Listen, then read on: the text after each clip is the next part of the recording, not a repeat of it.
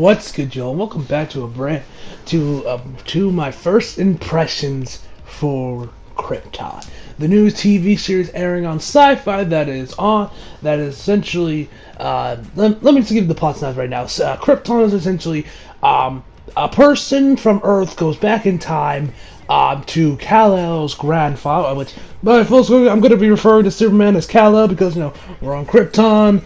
So I might as well use his Kryptonian name. So Kal-El. So we don't know who sent him there. Maybe it was Kal-El, or who knows. Where he pretty much goes to Kal-El's to his grandfather and tells him that, hey, Brainiac is coming to destroy Earth, and you gotta stop him. Here's his cape. It's our timeline. It's our time limit. So yeah, that's pretty much where Segel, which I believe I'm pronouncing his name, his Kal-El's grandfather, pretty much has save Krypton from being destroyed by Brainiac, so that Kal-El doesn't get born, so we don't have Superman. And that's kind of like the basic gist of the plot of this whole series that we are getting with Krypton. Now for this one, I'm not gonna do what I usually do, like recap the whole episode and then give some insight. I'm just mostly gonna do like my movie reviews, where I just kind of like talk about the plot, talk about the characters, and then give my little 2 cents on things here and there. So let's begin with the like I said, I already gave you guys plots now for Krypton. So let's talk about the cast. We have Cameron Cuffey as Segel. We have Anne Bono as Aurea Zod. Elliot Cowan as Darren Vex. Ian McEllington as Val-El, Kal-El's great-grandfather. George Campbell as Leta Zod. Aaron Pierce as Dave M. Yeah, right. Ramsey... Wait, what? Ramses Herdick is Cam, and Wallace Day as Naya? Nessa? No, whatever. However you say that.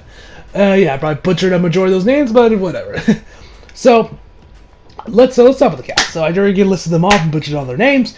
I definitely gotta say, Cameron Cuffey, I think that's his name, as Segel, Kal-El's grandfather. He did a fantastic job in this episode. Like, I am really digging his character, although, for some reason, they made him suffer from Batman syndrome. Twice. For you guys that don't know, Batman syndrome is a term I coined, where essentially your parents were killed right in front of your eyes. Well, when you were a kid, more specifically, but so yeah, this video will contain major spoilers. So kind of should have said that earlier, but whatever. So yeah, like around the end of the episode, after Segel's mom and dad show him the Fortress of Solitude, show him, hey, this is where the crystal emblem or key or whatever to unlock the fortress goes. And which actually, let me talk about the Superman logo for this series.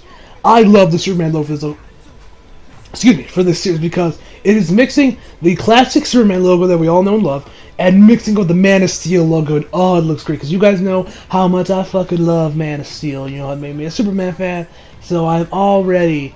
I love the logo. I love it. I love that they're mixing those two Superman logos into one. I love that. He was great, so yeah. They tell him, so they go to to the council, because the leader, I forget his name, of Krypton, this religious leader that everyone follows, finds their signature. They're looking around this area that I'm guessing is restricted. They ask him a question hey, why were you here? Were you looking at your grandfather's your father's research? Blah blah blah blah. And they say no, because they don't want to rat out Segel. So her mom and dad take the fall, and they people start pointing guns at them. They grab a gun, and her father gets shot, but then she tries fuck whatever, and tries to shoot Segel's girlfriend's mother. But she ends up shooting first, so both his parents die right from his eyes, which kind of which is why I call him why he now has Batman syndrome. And another time, weirdly, at the beginning of the episode, we see Kal-El's great-grandfather. He's being tried for treason because he says hey, we're not the only one here. Krypton's gonna blow up.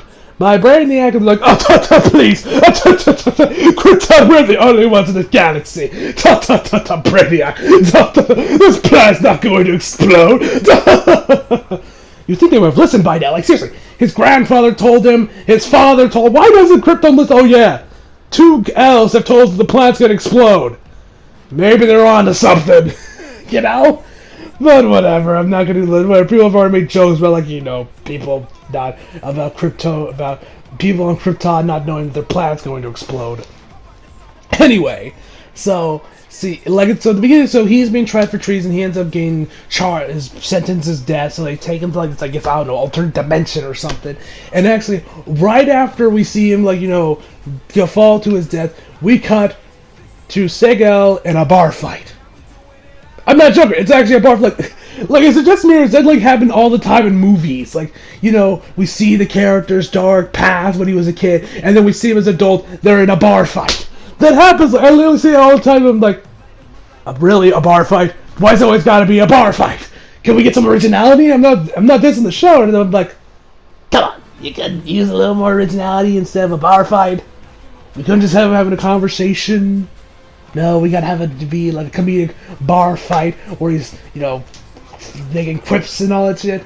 But yeah, so like I said, Cameron as Segel did a fantastic, like, the whole cast we've seen from this first episode did a fantastic job, and I'm very much looking forward to see the rest of Krypton, because you guys know how much I love Man of Steel and I love Superman, so I'm very hyped to see what else this series has, especially with Brainiac, because we didn't really see that much of Brainiac in this episode. We saw him around the end of the episode where we mostly just got like a close-up on his face saying like, hey, Brainiac's coming to destroy Krypton. And, you know, tried to change the past so that Kal-El is never born, and so we never have Superman.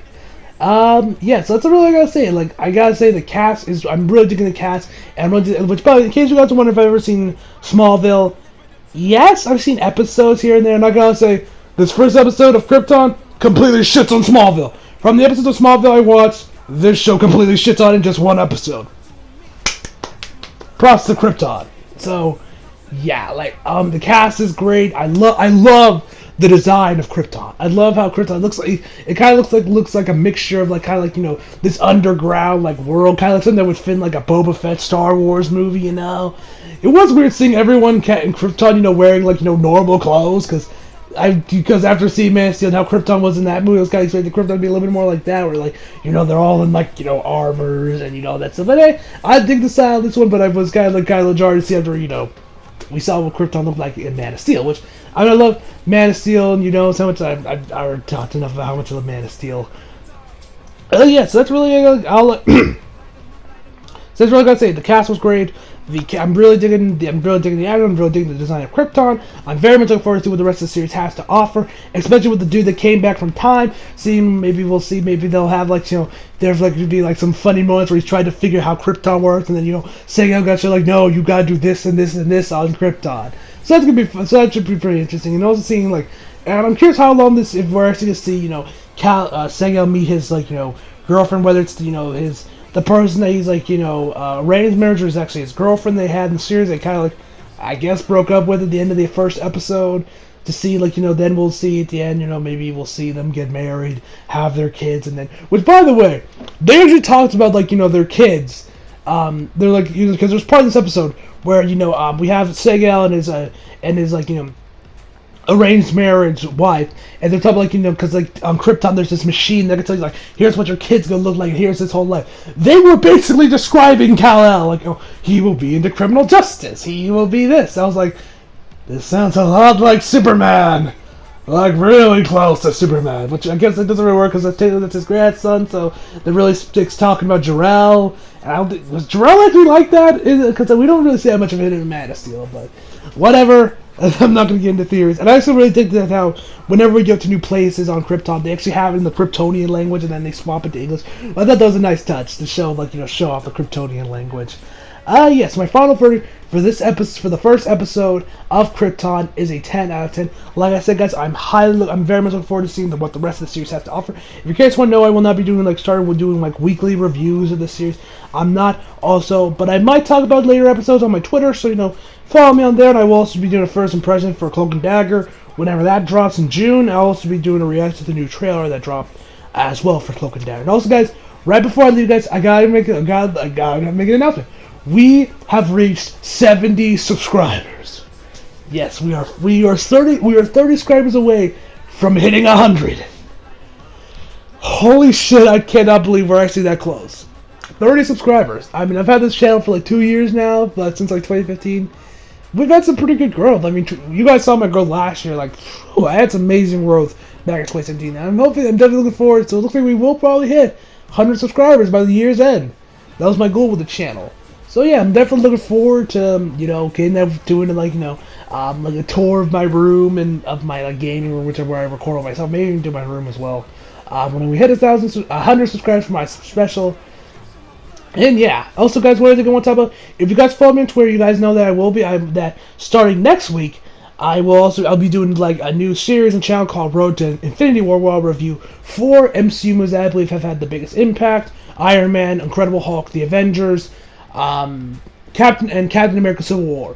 Well, change of plans. I'm starting this week. I'm doing 5 movies because when I checked, I was like, oh shit, I'm not reviewing anything from Phase 2.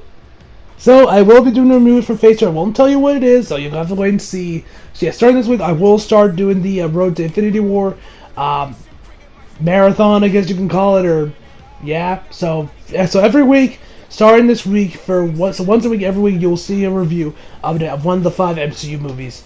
So yeah, just in time, just to build anticipation for Infinity War, just show you how far we've come with the MCU.